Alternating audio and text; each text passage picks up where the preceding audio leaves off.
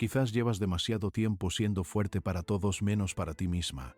Piénsalo un momento, no como una crítica, sino como una pregunta genuina que merece tu atención. ¿Cuándo fue la última vez que te permitiste simplemente estar cansada, sin tener que justificarlo, sin tener que seguir adelante de inmediato, sin tener que transformar ese agotamiento en productividad o en una lección aprendida? ¿Cuándo fue la última vez que te sentaste contigo misma, en silencio, y le dijiste a esa parte de ti que lleva tanto tiempo cargando: ya sé que estás ahí, ya sé que estás exhausta, y no pasa nada? Existe un tipo de cansancio que no se cura con dormir, no se resuelve con un fin de semana de descanso, ni con unas vacaciones, ni con una nueva rutina de bienestar.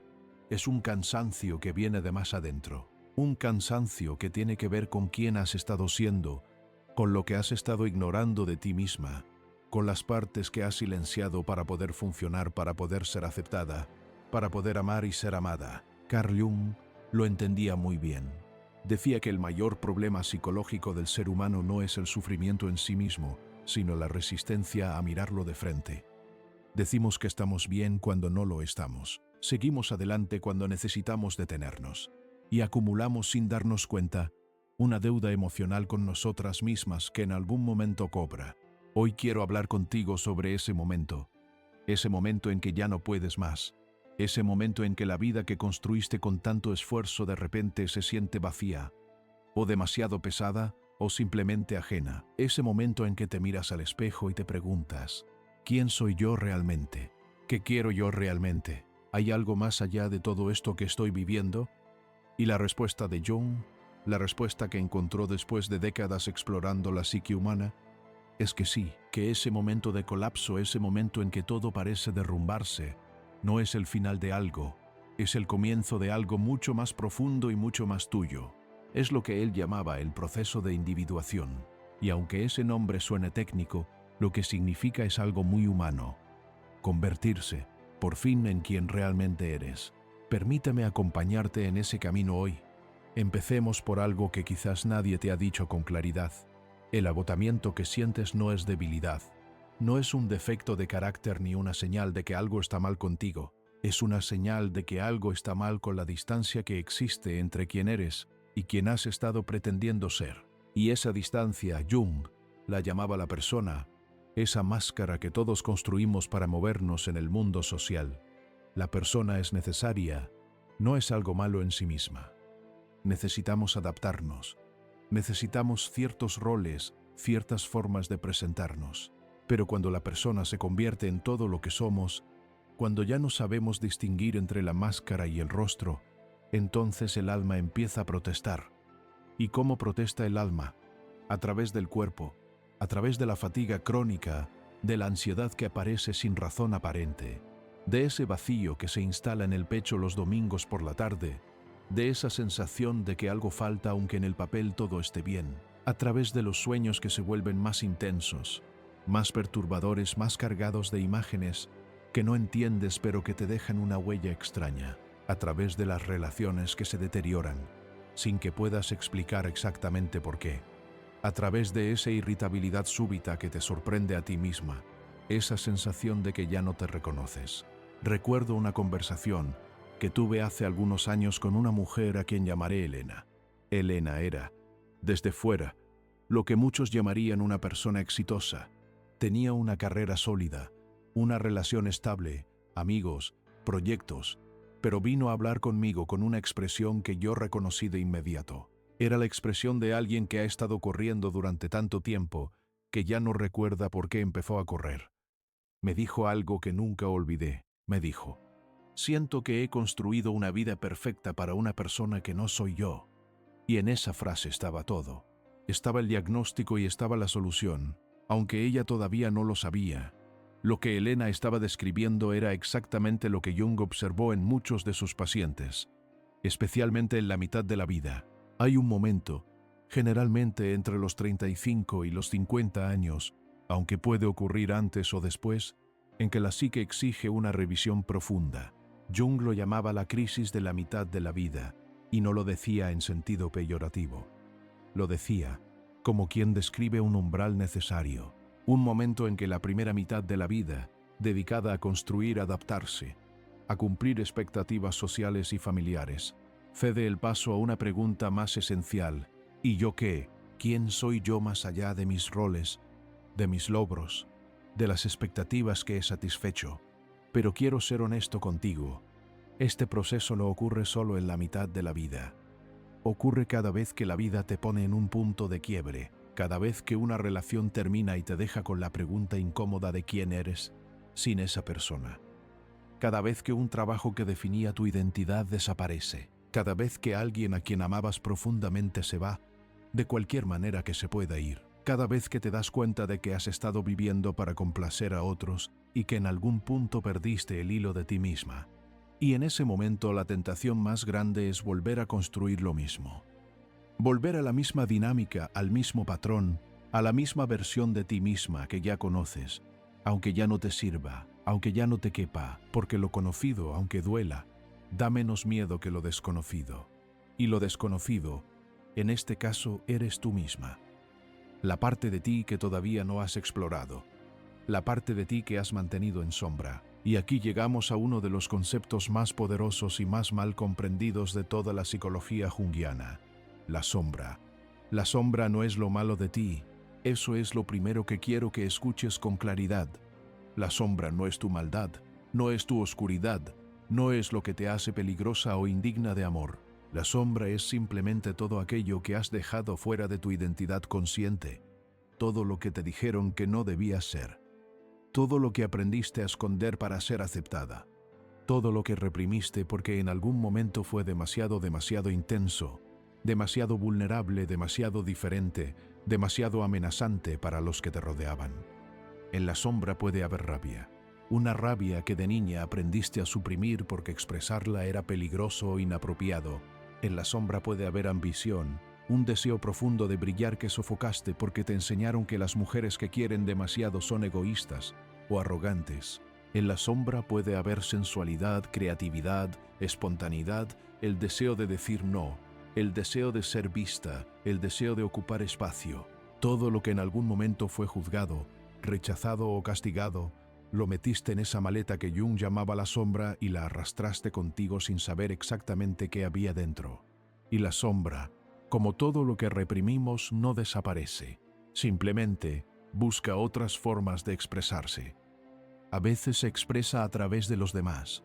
Proyectamos en otras personas exactamente lo que no podemos ver en nosotras mismas. Nos irritamos profundamente con alguien que hace algo que en realidad nosotras también querríamos hacer, pero no nos permitimos. Nos sentimos atraídas de manera inexplicable hacia personas que encarnan algo que tenemos dormido dentro. Nos perturbamos ante ciertas actitudes que, si miramos con honestidad, nos resultan tan perturbadoras precisamente porque resuenan con algo que vive en nosotras. Hay una historia que me gusta contar cuando hablo de la sombra.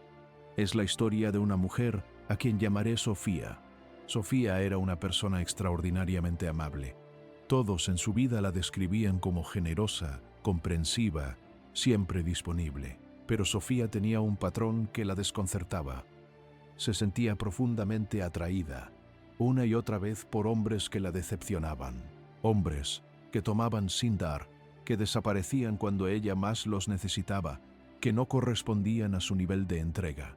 Y Sofía no podía entender por qué. Se preguntaba si era mala suerte, si había algo en ella que atraía a ese tipo de personas, si merecía algo mejor. Cuando empezamos a explorar su sombra, algo interesante emergió. Sofía había aprendido desde muy pequeña que expresar sus propias necesidades era egoísta, que pedir era una carga, que el amor se ganaba siendo indispensable para los demás. Y así, había construido una identidad completamente centrada en el dar, en el cuidar, en el estar disponible. Pero en la sombra bien guardado vivía un deseo enorme de recibir, un deseo de ser vista, de ser cuidada, de que alguien se preocupara por ella con la misma intensidad con que ella se preocupaba por todos. Y ese deseo, al no poder expresarse directamente, se expresaba a través de la atracción. Se sentía atraída por personas que, en cierto modo, encarnaban lo que ella misma tenía prohibido: la capacidad de poner sus propias necesidades primero, de tomar sin sentir culpa, de recibir sin dar tanto a cambio. ¿Ves lo que está ocurriendo aquí? No era mala suerte. Era la sombra buscando integrarse. Era una parte de Sofía que necesitaba ser reconocida, no a través de otra persona, sino dentro de ella misma. Y cuando Sofía empezó a permitirse recibir, a expresar sus necesidades, a decir no cuando no quería, a ocupar espacio sin disculparse, algo cambió. No solo cambió ella, cambiaron las personas que atraía, porque cuando integramos nuestra sombra, cuando dejamos de proyectarla afuera, el patrón de atracción cambia.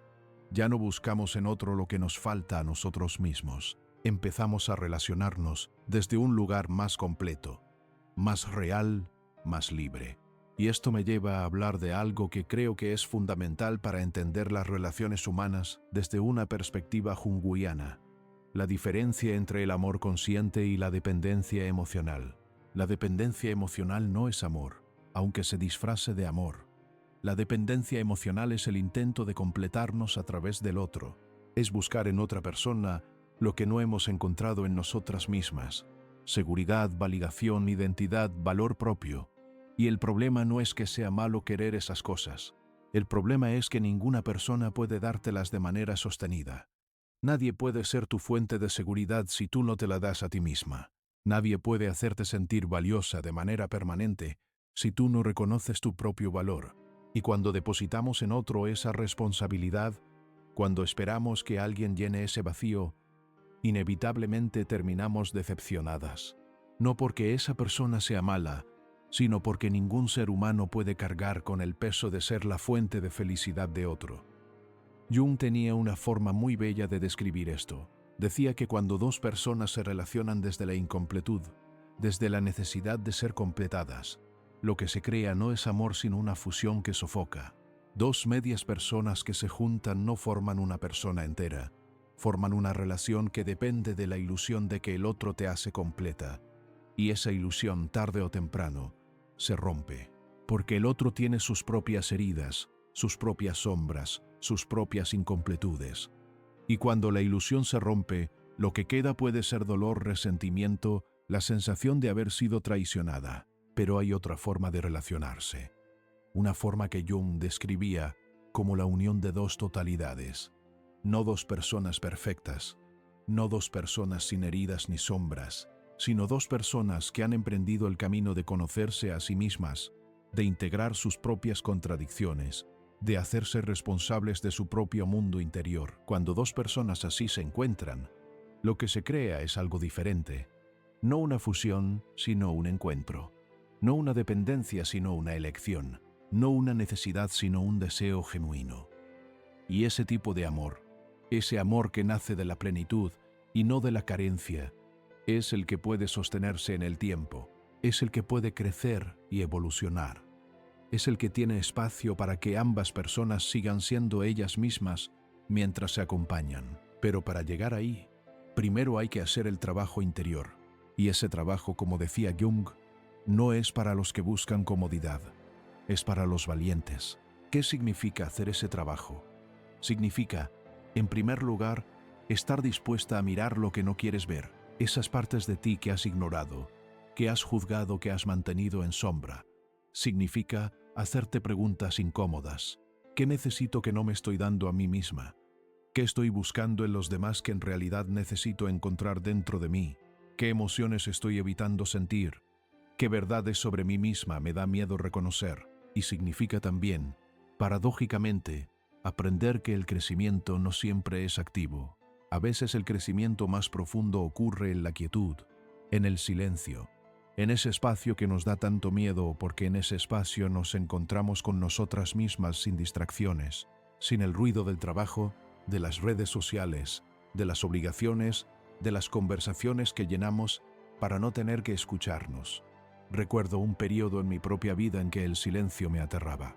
Llenaba cada momento con algo: música, podcasts, conversaciones, planes, trabajo. Y cuando alguien me preguntó por qué no podía estar en silencio, mi primera respuesta fue que simplemente me gustaba la estimulación, que era una persona activa.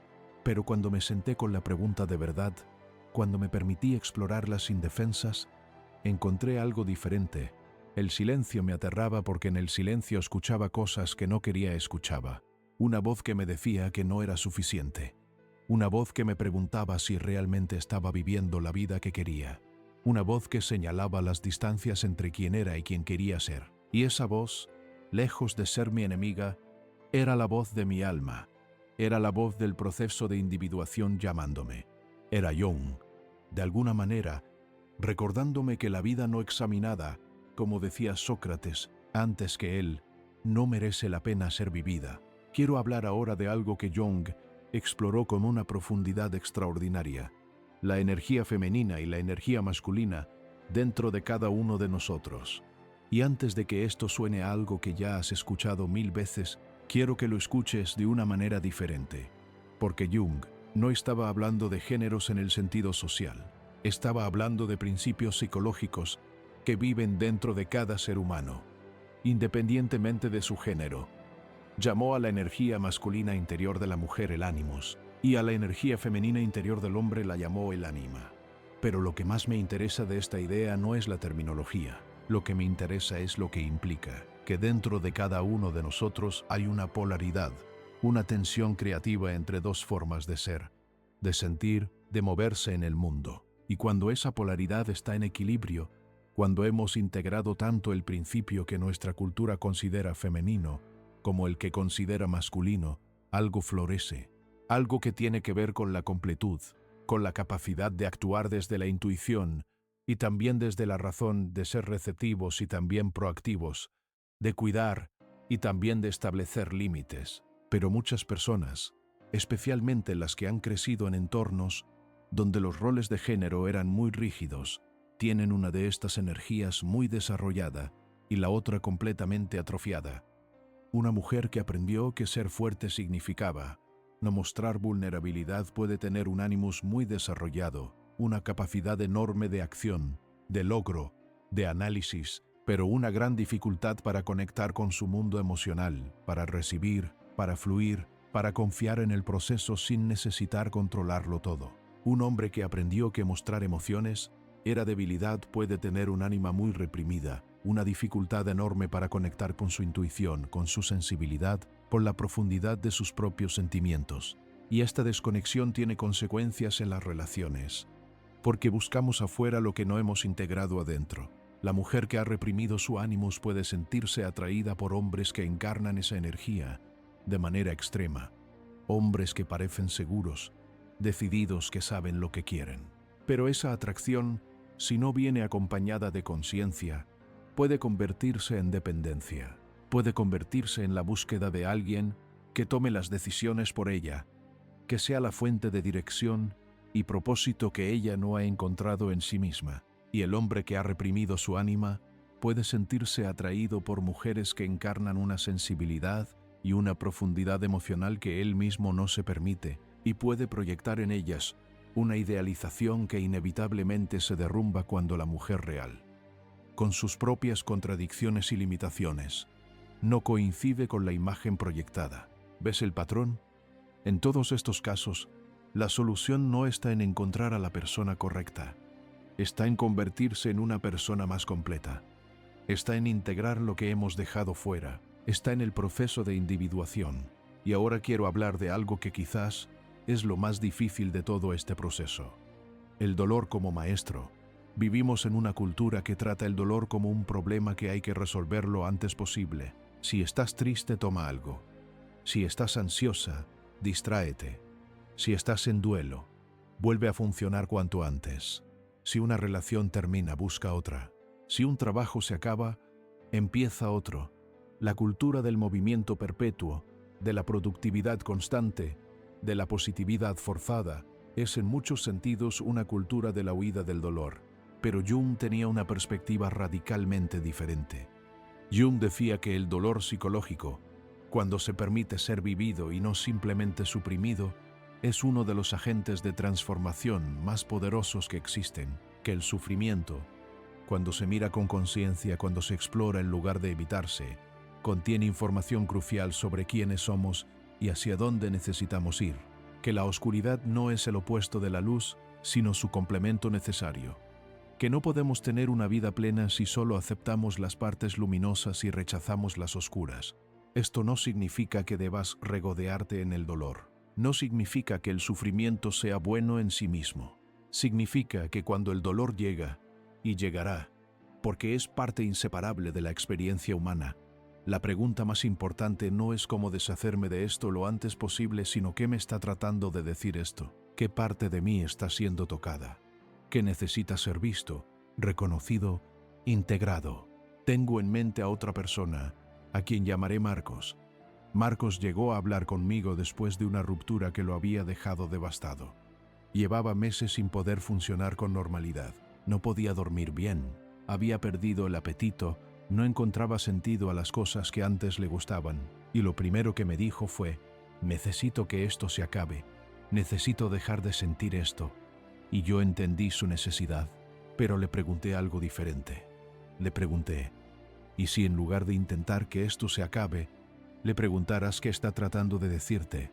¿Y si en lugar de luchar contra este dolor, te sentaras con él y lo escucharas? Al principio le pareció una idea absurda, pero poco a poco en las semanas siguientes, Marcos empezó a hacer exactamente eso, y lo que encontró fue sorprendente. Encontró que el dolor por esa ruptura no era solo por la pérdida de esa persona, era por la pérdida de una versión de sí mismo que había construido alrededor de esa relación. Era el dolor de darse cuenta de que había abandonado sus propios sueños, su propia dirección, para adaptarse a lo que la relación necesitaba. Era el dolor de reconocer que llevaba años sin preguntarse qué quería él realmente. Y esa comprensión, aunque dolorosa, fue el inicio de algo nuevo. Fue el inicio de Marcos encontrándose a sí mismo de una manera que la relación, paradójicamente, no le había permitido. El dolor, en ese caso, fue el maestro. La ruptura, que parecía el peor momento de su vida, fue el umbral hacia algo más auténtico. Quiero que te quedes con esta idea: los momentos de mayor oscuridad en tu vida no son prueba de que estás rota, son señales de que algo en ti está listo para transformarse. Son la presión que precede al nacimiento, son el invierno que precede a la primavera. No porque el sufrimiento sea inevitable o necesario de manera romántica, sino porque cuando la psique ya no puede seguir sosteniendo la distancia entre quien eres y quien necesitas ser, algo cede, y ese ceder, aunque duela, es el inicio de la autenticidad. Hablemos ahora de algo que considero uno de los conceptos más bellos y más revolucionarios de Jung, la idea de que cada uno de nosotros lleva dentro una fuente de sabiduría que trasciende nuestra experiencia personal. Lo llamaba el inconsciente colectivo. Y aunque esto pueda sonar abstracto, quiero que lo sientas de una manera muy concreta. ¿Alguna vez has tenido una intuición que no podías explicar racionalmente, pero que resultó ser completamente acertada? ¿Alguna vez has sentido que algo que estabas viviendo tenía un significado más profundo que el meramente literal? ¿Alguna vez un sueño te ha dejado una comprensión que ninguna conversación racional podría haberte dado? ¿Alguna vez has sentido una conexión con algo que va más allá de tu historia personal, como si una parte de ti fuera más antigua y más sabia que tu propia vida? Jung creía que esas experiencias no son casualidades ni supersticiones, son manifestaciones del inconsciente colectivo, esa capa profunda de la psique que compartimos todos los seres humanos y que contiene los patrones fundamentales de la experiencia humana, lo que llamaba los arquetipos, la gran madre, el hecho, el sabio, el trickster, la sombra. Estas figuras aparecen en los mitos de todas las culturas, en los sueños de personas de todos los tiempos y lugares, en las historias que nos contamos sobre nosotros mismos y sobre el mundo. Y la razón por la que esto es relevante para ti, hoy, en este momento de tu vida, es que significa que no estás sola en lo que estás viviendo, que el proceso que estás atravesando, esa sensación de estar entre dos versiones de ti misma, esa incomodidad de no saber exactamente quién eres ni hacia dónde vas, esa oscuridad que precede a la transformación, es uno de los patrones más antiguos y más universales de la experiencia humana.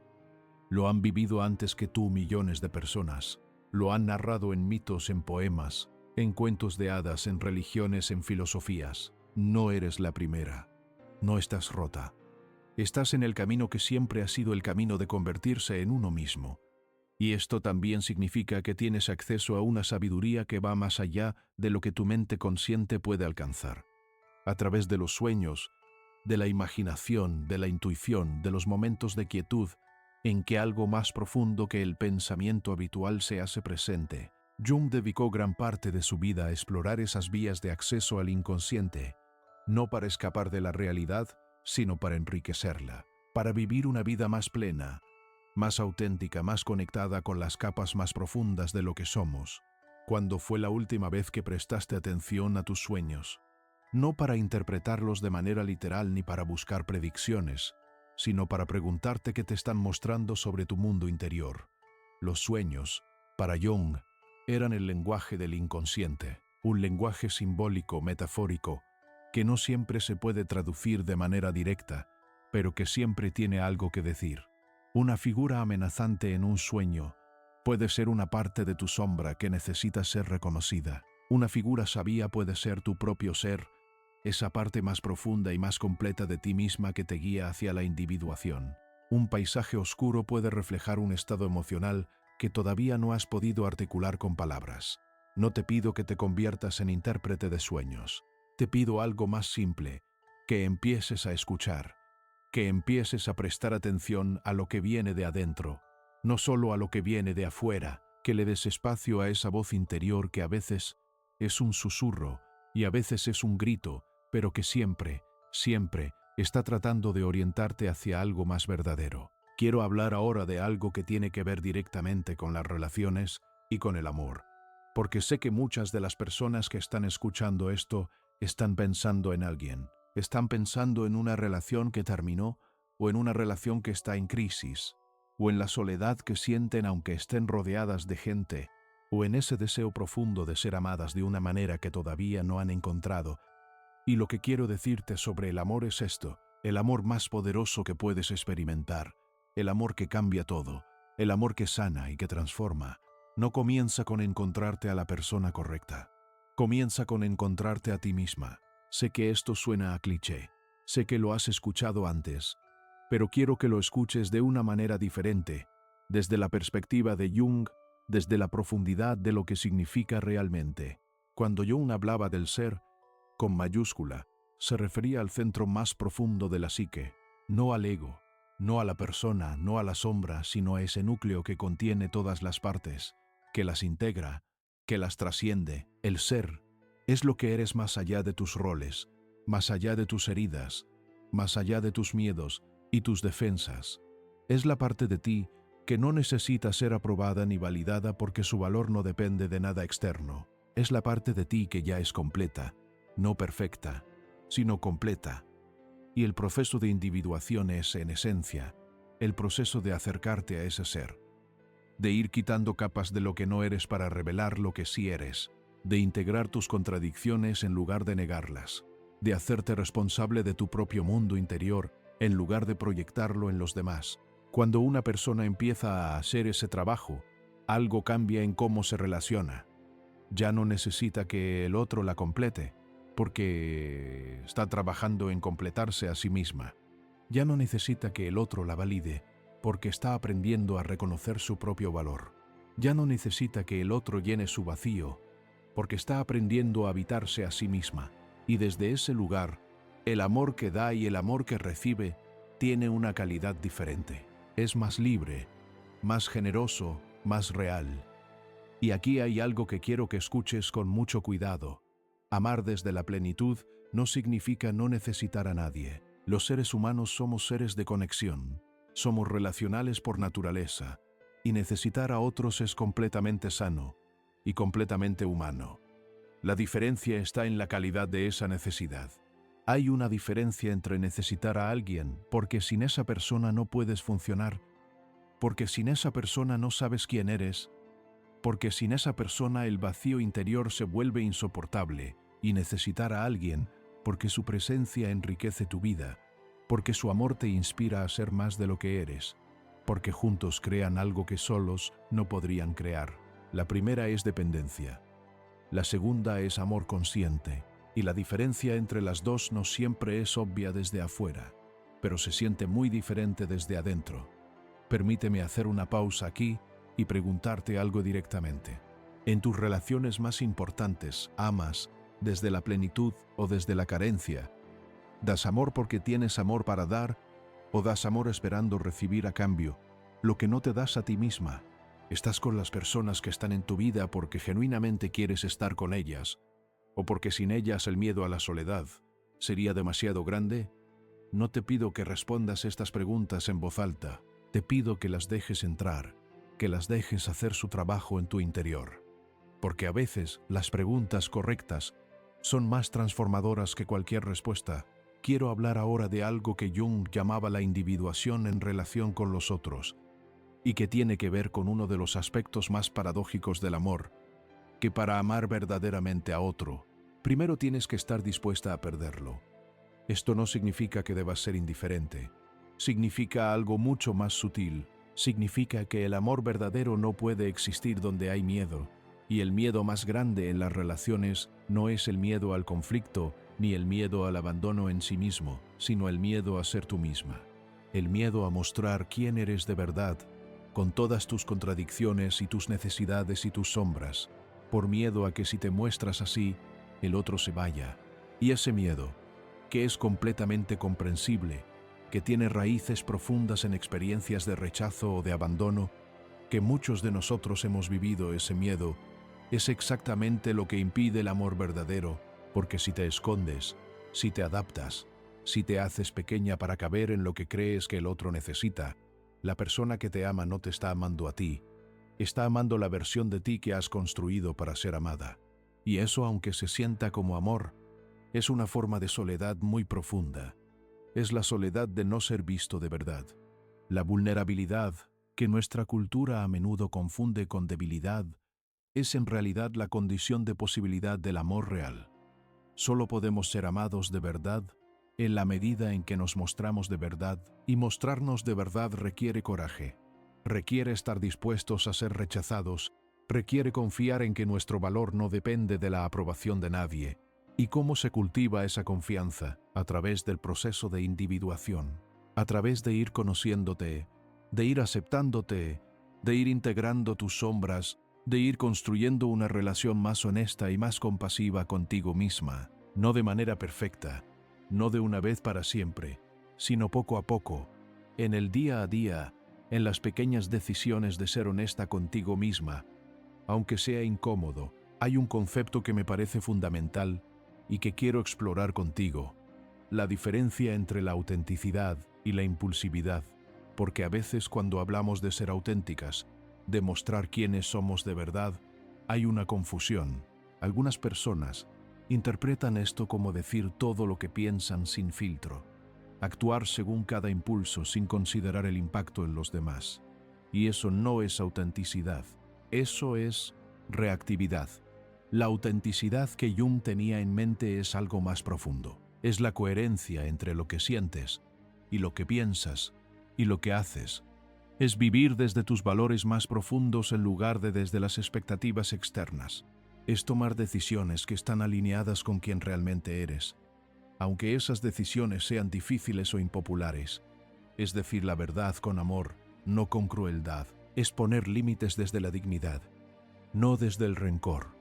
Es elegir desde la libertad, no desde el miedo. Y esto requiere conocerte, requiere saber qué valoras realmente, qué necesitas realmente, qué te hace sentir viva y qué te drena. Requiere la disposición a preguntarte, una y otra vez, ¿esto que estoy haciendo viene de mí, de lo que yo realmente quiero y valoro? ¿O viene del miedo, de la necesidad de aprobación, de lo que creo que se espera de mí?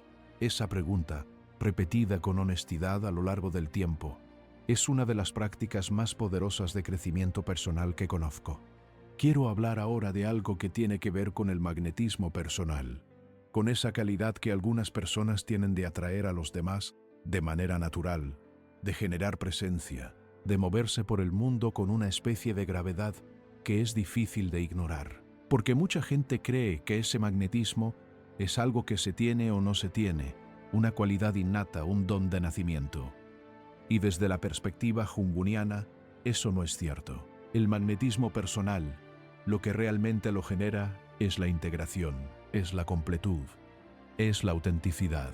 Las personas que tienen esa calidad magnética no son necesariamente las más perfectas, ni las más exitosas, ni las más atractivas en el sentido convencional.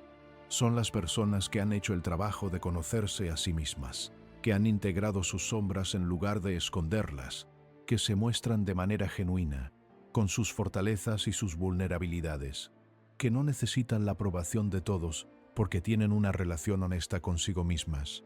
Y eso se siente cuando estás con alguien así. Hay una presencia, una solidez, una calidad de estar completamente ahí que es profundamente atractiva. No porque esa persona sea perfecta, sino porque es real, porque no está tratando de ser algo que no es, porque no está actuando desde el miedo sino desde algo más auténtico. ¿Puedes cultivar eso? Sí, no de manera artificial, no como una técnica de seducción, sino como consecuencia natural del trabajo interior. Cuando haces el proceso de individuación, cuando te conoces más profundamente, cuando integras tus sombras y te haces más completa, algo en tu presencia cambia. Empiezas a ocupar el espacio de una manera diferente. Empiezas a relacionarte desde un lugar más libre y más genuino. Y eso inevitablemente genera una forma de magnetismo que no tiene nada que ver con la manipulación y todo que ver con la autenticidad. Quiero hacer una pausa aquí y hablar de algo que creo que es importante: el amor propio, porque esta frase se ha usado tanto, se ha convertido en tantas cosas, desde una excusa para el egoísmo hasta un mandato de positividad forzada, que ha perdido gran parte de su significado real. Quiero recuperarlo. El amor propio, desde una perspectiva junguiana, no es sentirte bien contigo misma todo el tiempo. No es la ausencia de autocrítica, no es creer que eres perfecta ni que no tienes nada que mejorar. El amor propio es la disposición a estar contigo misma, a no abandonarte, a no traicionarte, a tratarte con la misma compasión que le darías a alguien a quien amas profundamente. ¿Cómo te hablas a ti misma cuando cometes un error? Con la misma comprensión que le darías a una amiga querida, o con una dureza que no le aplicarías a nadie más. Cuando te sientes mal, te permites sentirte mal, o inmediatamente te juzgas por sentirte así. Cuando tienes una necesidad, la reconoces y la atiendes, o la ignoras porque te parece egoísta o exagerada. El amor propio es, en gran medida, la calidad de la relación que tienes contigo misma. Y esa relación, como cualquier relación, se construye en el día a día, en las pequeñas decisiones de escucharte, de respetarte, de honrar lo que sientes aunque sea incómodo, de darte lo que necesitas aunque nadie más lo haga. Y aquí hay algo que me parece crucial. El amor propio no es un estado que se alcanza y se mantiene para siempre. Es una práctica, es una elección que se renueva constantemente. Habrá días en que te cuides bien, en que te escuches, en que te trates con compasión, y habrá días en que te abandones, en que te juzgues con dureza, en que te pongas en último lugar. Y eso no significa que hayas fallado, significa que eres humana. Lo que importa es la tendencia general, la dirección, el compromiso de volver a ti misma cada vez que te alejas. Jung decía que el mayor acto de amor que una persona puede hacer es el trabajo de conocerse a sí misma. No porque sea fácil, sino precisamente porque no lo es, porque requiere honestidad, valentía, disposición a mirar lo que no queremos ver. Y ese trabajo, aunque es profundamente personal e interior, tiene consecuencias en todo lo que tocas. En cómo amas, en cómo trabajas, en cómo te relacionas, en cómo te mueves por el mundo. Quiero hablar ahora de algo que quizás es el aspecto más liberador de toda la psicología junguiana, y que tiene que ver con la idea de que no tienes que ser diferente de lo que eres para merecer amor y pertenencia. Vivimos en una cultura que constantemente nos dice que debemos mejorar, que debemos ser más productivas, más delgadas, más exitosas, más positivas, más organizadas, más espirituales. Y hay una versión de ese mensaje que es genuinamente útil. La invitación a crecer, a aprender, a expandir nuestras capacidades. Pero hay otra versión que es profundamente dañina. La idea de que como eres ahora, con tus heridas y tus sombras y tus contradicciones, no eres suficiente. Que primero tienes que arreglarte para merecer ser amada, que primero tienes que superar tus traumas para merecer una buena relación, que primero tienes que alcanzar cierto nivel de perfección para merecer ocupar espacio en el mundo. Y Jung, con toda la profundidad de su trabajo, decía lo contrario. Decía que el punto de partida del crecimiento genuino no es el rechazo de lo que eres, sino la aceptación radical de lo que eres. No la resignación, no la complacencia, sino la aceptación que dice: esto es lo que soy ahora con todo lo que eso incluye y desde aquí puedo moverme hacia lo que quiero ser. La paradoja de la transformación es que no puede ocurrir desde el rechazo de uno mismo.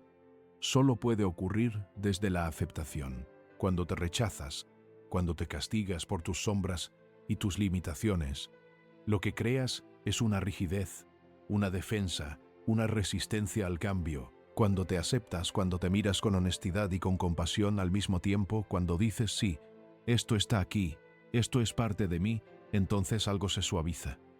Entonces el cambio se vuelve posible. Entonces, la transformación puede ocurrir. Esto no significa que debas aceptar comportamientos que te dañan ni que debas resignarte a una vida que no quieres. Significa que el punto de partida de cualquier cambio genuino es la honestidad compasiva contigo misma. No la autocrítica destructiva, sino la observación clara y amorosa. Quiero contarte algo que observé hace tiempo y que me impactó profundamente. Conocí a una mujer, la llamaré Valeria, que había pasado años en terapia intentando cambiar lo que ella llamaba sus defectos.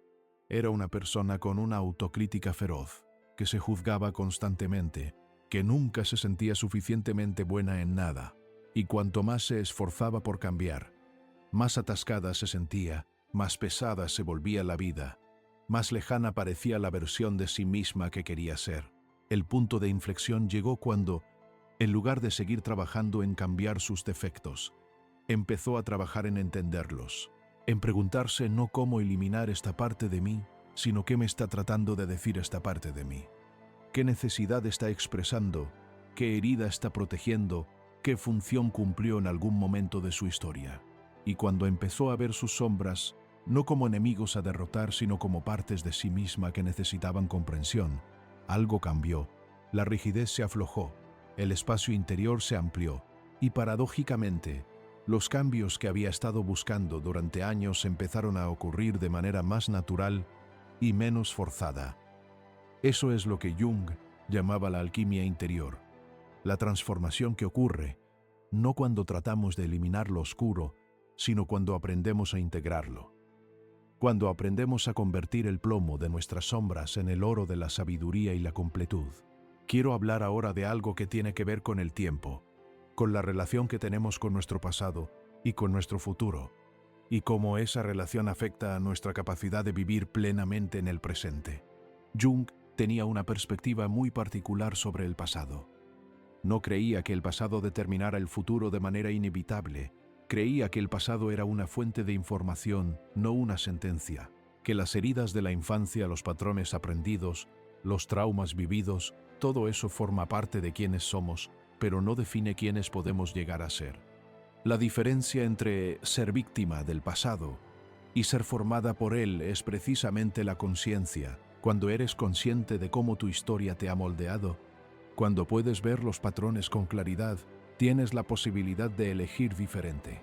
Cuando esos patrones operan desde el inconsciente, sin que los veas, te mueven sin que lo sepas. Y aquí hay algo que quiero que escuches con mucho cuidado. Hacer consciente lo inconsciente no es un proceso que se complete en un momento de revelación. No es una epifanía que lo cambia todo de una vez. Es un trabajo gradual, continuo, que se hace en capas. Cada vez que te haces una pregunta honesta sobre ti misma, cada vez que observas un patrón en lugar de solo vivirlo, cada vez que te detienes antes de reaccionar para preguntarte desde dónde estás reaccionando, estás haciendo el trabajo, estás trayendo luz a lo que estaba en sombra, estás expandiendo tu conciencia. Y con esa expansión de conciencia viene algo que no tiene precio, la libertad. No la libertad de hacer lo que quieras sin consecuencias, sino la libertad interior de elegir quién quieres ser. La libertad de no estar a merced de tus heridas, de tus miedos, de tus patrones automáticos. La libertad de responder a la vida desde tu centro, en lugar de reaccionar desde tus defensas. Esa libertad es el fruto del proceso de individuación y es, en mi opinión, la forma más profunda de amor propio que existe. Hay algo más que quiero explorar contigo, algo que tiene que ver con el despertar interior después del dolor. Porque si estás escuchando esto, es probable que hayas pasado por algo difícil. Quizás una pérdida, una ruptura, una traición, una crisis de identidad, un periodo de oscuridad que todavía no ha terminado del todo. Y quiero hablarte directamente desde ese lugar. El dolor que has vivido no es en vano. Esto no es un cliché. Es una observación psicológica profunda. Cada experiencia de dolor genuinamente vivida, no suprimida sino transitada, deja un depósito de sabiduría en la psique, algo que no se puede aprender de ninguna otra manera. Una comprensión de la vida, de uno mismo, de lo que realmente importa, que solo viene de haber estado en el fondo y haber encontrado el camino de regreso. Jung llamaba a esto el descenso al inframundo, tomando prestada la imagen de los mitos clásicos.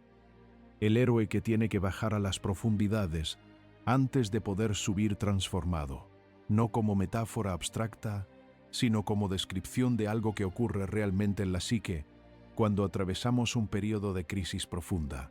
Hay un descenso, un periodo de oscuridad, de desorientación, de no saber quién eres ni hacia dónde vas. Y si puedes mantenerte en ese espacio sin huir, sin anestesiarte, sin construir de manera apresurada una nueva identidad que te proteja del dolor, si puedes estar en esa oscuridad con cierta confianza de que hay algo del otro lado, entonces el ascenso, cuando llega, trae contigo algo nuevo, una parte de ti que no existía antes, una profundidad, una compasión, una autenticidad que solo puede nacer de haber estado en el fondo. ¿Significa esto que debes buscar el sufrimiento? No, significa que cuando el sufrimiento llega, y llegará, no tienes que desesperarte. No tienes que interpretar la oscuridad como señal de que algo está definitivamente mal. Puedes, con toda la dificultad que eso implica, confiar en el proceso. Confiar en que la psique tiene su propia sabiduría. Confiar en que lo que está muriendo en ti está muriendo para hacer espacio a algo más verdadero. Quiero hablar ahora de la soledad. No como algo que hay que evitar, sino como una de las condiciones más importantes para el crecimiento interior. Vivimos en una cultura profundamente incómoda con la soledad. La llenamos constantemente con estímulos, con ruido, con conexiones superficiales que nos dan la ilusión de compañía, sin darnos la profundidad de la verdadera conexión. Y esa incomodidad con la soledad tiene consecuencias. Nos impide conocernos, nos impide escuchar nuestra propia voz interior, nos impide desarrollar la capacidad de estar con nosotras mismas, que es la base de cualquier relación sana con los demás. Jung era un gran defensor de lo que llamaba el retiro interior. No el aislamiento, no la desconexión del mundo, sino la práctica deliberada de pasar tiempo con uno mismo, en silencio, en reflexión, en contacto con el propio mundo interior. En sus propios escritos, describía cómo pasaba tiempo en su torre de Bollingen, una construcción sin electricidad ni comodidades modernas, donde se retiraba a escribir, a reflexionar, a estar en contacto con las capas más profundas de su propia psique. Y describía esos periodos no como escapadas del mundo, sino como viajes hacia el centro de sí mismo, que le permitían regresar al mundo con más claridad, más profundidad, más presencia. No te pido que construyas una torre, te pido algo mucho más pequeño y mucho más accesible, que le des a la soledad una oportunidad, que en lugar de llenar cada momento de silencio con una pantalla o un sonido, te permitas estar contigo misma, aunque sea 10 minutos al día, aunque sea una caminata sin auriculares, aunque sea sentarte con una taza de té y dejar que los pensamientos y los sentimientos lleguen sin intentar controlarlos, porque en esos espacios de quietud es donde la voz interior puede hacerse escuchar, donde los sueños y las intuiciones y las comprensiones que no tienen espacio en la vida cotidiana pueden emerger, donde puedes escuchar lo que realmente necesitas, lo que realmente sientes, lo que realmente quieres, más allá de lo que crees que deberías necesitar, sentir o querer, y esa capacidad de escucharte a ti misma, es quizás el regalo más importante que puedes hacerte en este momento. Quiero hacer ahora una reflexión sobre algo que me parece fundamental en el proceso de individuación y que a menudo se pasa por alto, la creatividad como vía de acceso al inconsciente. Jung era un hombre profundamente creativo. Pintaba, esculpía, escribía, construía con sus propias manos. Y no lo hacía como hobby ni como forma de relajarse. Lo hacía como parte de su trabajo interior, como una manera de dar forma a lo que el inconsciente quería expresar, como un diálogo con las capas más profundas de su psique.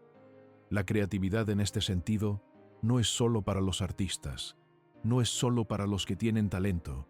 La creatividad es cualquier acto de dar forma a lo que vive en tu interior.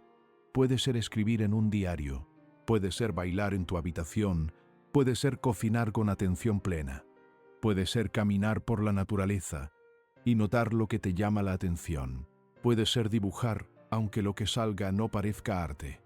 Puede ser simplemente dejar que las manos hagan algo mientras la mente descansa.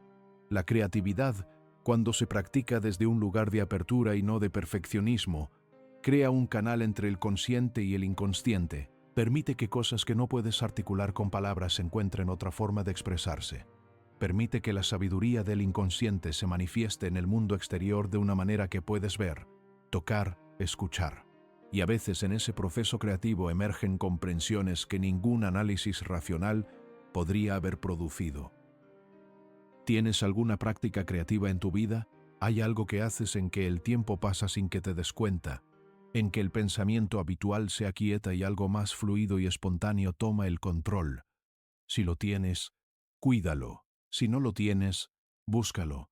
No como una obligación más en tu lista de cosas por hacer, sino como una invitación a explorar tu propio mundo interior de una manera diferente. Quiero llegar ahora a algo que creo que es el corazón de todo lo que hemos estado hablando, y que tiene que ver con una pregunta que Jung consideraba la más importante que una persona puede hacerse. ¿Quién soy yo? Más allá de todo lo que creo que soy, más allá de tus roles, más allá de tus heridas, más allá de tus logros, más allá de las expectativas que has cumplido o fallado en cumplir, más allá de la imagen que tienes de ti misma, la positiva y la negativa, más allá de lo que los demás piensan de ti, más allá de lo que tú misma piensas de ti. ¿Quién eres tú en el fondo? Esta pregunta no tiene una respuesta simple, no tiene una respuesta que puedas escribir en una hoja de papel y guardar. Es una pregunta que se vive, que se explora, que se profundiza a lo largo de toda una vida, que a veces produce momentos de claridad repentina y a veces produce más preguntas que respuestas. Pero el acto de hacerse esa pregunta, de tomarla en serio, de no conformarse con las respuestas superficiales, ese acto en sí mismo es transformador, porque cada vez que te haces esa pregunta con honestidad, cada vez que cuestionas una de las certezas sobre ti misma que dabas por sentadas, cada vez que te permites no saber por un momento quién eres, para poder descubrirlo de nuevo, te acercas un poco más a ese ser profundo que Jung describía, a esa parte de ti que es más real que cualquier rol o máscara, a esa fuente de sabiduría y de amor que vive en tu interior y que siempre ha estado ahí, esperando ser reconocida. Y cuando empiezas a habitar ese lugar, aunque sea por momentos, aunque sea de manera imperfecta y discontinua, algo cambia en la manera en que experimentas la vida. Las cosas que antes te agitaban tanto ya no tienen tanto poder sobre ti. Las opiniones de los demás siguen importándote, porque eres humana, pero no te definen. Los altibajos de la vida siguen estando ahí, pero los vives desde un centro más estable. Las relaciones siguen siendo complejas y a veces dolorosas, pero las navegas desde un lugar más consciente y más libre.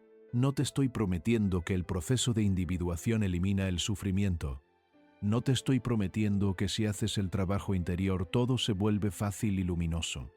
Te estoy diciendo algo diferente, que cuando vives desde un lugar más auténtico, desde un lugar más conectado con quien realmente eres, la vida adquiere una profundidad y un significado que no tiene cuando vives desde la superficie, que el sufrimiento, cuando lo vives desde ese lugar, todavía duele, pero tiene un sentido, que la alegría, cuando la vives desde ese lugar, es más plena y más real, que las vives desde ese lugar, son más honestas y más nutritivas. Y eso, en mi opinión, es lo que hace que valga la pena el trabajo, no la promesa de una vida sin dolor, sino la promesa de una vida más tuya.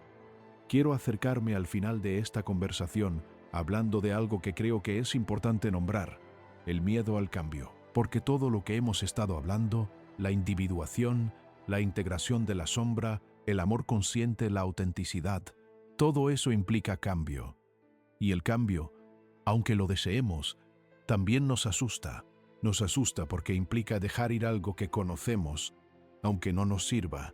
Nos asusta porque implica decepcionar a personas que están acostumbradas a la versión anterior de nosotras. Nos asusta porque implica enfrentarnos a lo desconocido. Y lo desconocido, aunque sea más libre y más auténtico, es también incierto. Jung entendía este miedo y no lo juzgaba.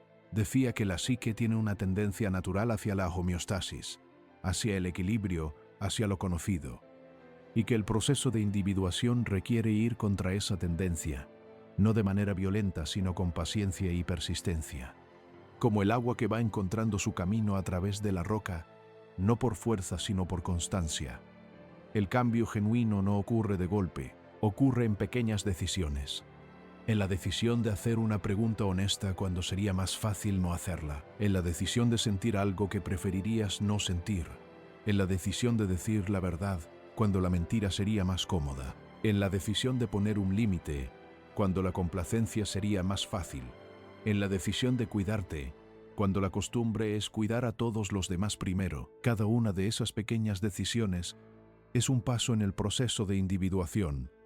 Cada una de ellas es una manera de decirle a tu alma: te estoy escuchando, estoy aquí, no te voy a abandonar. Y el alma, cuando se siente escuchada, cuando se siente reconocida, cuando se siente que no tiene que seguir protestando a través del dolor y la enfermedad y el vacío para ser atendida, el alma empieza a colaborar, empieza a mostrar sus tesoros, empieza a revelar sus dones, empieza a guiarte hacia una vida que es genuinamente tuya. Quiero dejarte con algunas preguntas, no para que las respondas ahora mismo, sino para que las dejes hacer su trabajo en el tiempo, en la quietud, en los espacios entre una cosa y otra. ¿Qué parte de ti has estado ignorando? ¿Qué emoción has estado evitando sentir? ¿Qué necesidad has estado negando? ¿Qué deseo has guardado en sombra porque te parecía demasiado grande, demasiado egoísta, demasiado diferente? ¿En qué relaciones de tu vida estás siendo completamente tú misma? ¿Y en cuáles estás usando una máscara? ¿Qué te impide mostrarte de manera más auténtica en esas relaciones? ¿Es miedo al rechazo, miedo al conflicto, miedo a decepcionar? ¿Y qué te costaría si siguieras ocultándote? ¿Qué patrones repites en tus relaciones que ya reconoces pero todavía no has podido cambiar? ¿Qué crees que esos patrones están tratando de decirte? ¿Qué necesitan de ti para poder transformarse? ¿Cuándo fue la última vez que hiciste algo solo porque te hacía sentir viva, sin que tuviera que ser productivo, ni útil, ni justificable? ¿Cuándo fue la última vez que te permitiste simplemente ser, sin tener que hacer, ni lograr, ni demostrar nada? ¿Qué significaría para ti vivir una vida más tuya? No la vida perfecta, no la vida que deberías querer, sino la vida que genuinamente quieres. ¿Cómo se vería? ¿Cómo se sentiría? ¿Qué tendría que cambiar? ¿Qué tendría que aparecer? ¿Qué tendría que desaparecer? Y finalmente, esta pregunta que quizás es la más importante de todas. No la versión idealizada de ti misma, no la versión que te gustaría ser, sino tú, con todo lo que eso incluye, con tus luces y tus sombras, con tus fortalezas y tus limitaciones, con tus heridas y tus dones, con tu historia y tu posibilidad. Porque ese es el punto de partida de todo, esa disposición a mirarte con honestidad y con compasión al mismo tiempo. Ese sí que le dices a tu propia vida, a tu propia psique, a tu propio proceso de convertirte en quien realmente eres. Jung decía, y creo que tenía razón, que la vida más pequeña que podemos vivir es la vida que no hemos examinado, que la mayor aventura que existe no está afuera sino adentro, que el viaje más largo y más transformador es el que nos lleva desde la superficie de lo que creemos que somos hasta las profundidades de lo que realmente somos. Ese viaje no tiene un destino final. No hay un punto en que puedas decir, ya terminé, ya llegué, ya soy completamente yo misma. Es un proceso que dura toda la vida, un proceso que se profundiza y se expande con cada experiencia, con cada pérdida, con cada alegría, con cada relación, con cada momento de oscuridad y de luz. Pero hay algo que sí cambia cuando emprendes ese viaje conscientemente, algo que se asienta en el centro de tu ser, una especie de confianza, no la confianza ciega de que todo saldrá bien, sino la confianza más profunda de que seas lo que venga. Tienes los recursos internos para atravesarlo, que no estás a merced de las circunstancias de la misma manera que antes, que hay algo en ti que es más sólido que el miedo, más profundo que el dolor, más real que cualquier rol o máscara. Eso es lo que Jung llamaba el ser, y eso que siempre ha estado en ti, que nunca se ha ido aunque hayas pasado años sin reconocerlo. Eso es lo que espera al otro lado de este trabajo, no como recompensa, no como destino, sino como descubrimiento, como el reconocimiento de algo que siempre ha sido tuyo. Así que, si estás cansada, si estás en ese punto en que ya no puedes más, si sientes que la vida que tienes no es del todo la vida que quieres, si hay una voz interior que lleva tiempo tratando de decirte algo que todavía no has podido escuchar, quizás este es el momento. No para que todo cambie de golpe, no para que de repente tengas todas las respuestas, sino para que empieces a escuchar, para que empieces a hacer las preguntas, para que le digas a esa parte de ti que ha estado esperando: estoy aquí, estoy lista, vamos juntas, porque eso al final es de lo que se trata todo esto, no de convertirte en alguien diferente, sino de convertirte por fin en ti misma. Y ese camino, aunque no siempre sea fácil, aunque pase por oscuridades y por incertidumbres, y por momentos en que no sabrás exactamente dónde estás, ese camino es el más hermoso que existe, porque es el único que es completamente tuyo. Gracias por estar aquí. Gracias por tomarte en serio lo suficiente como para hacerte estas preguntas. Eso, en sí mismo, ya es el inicio del viaje.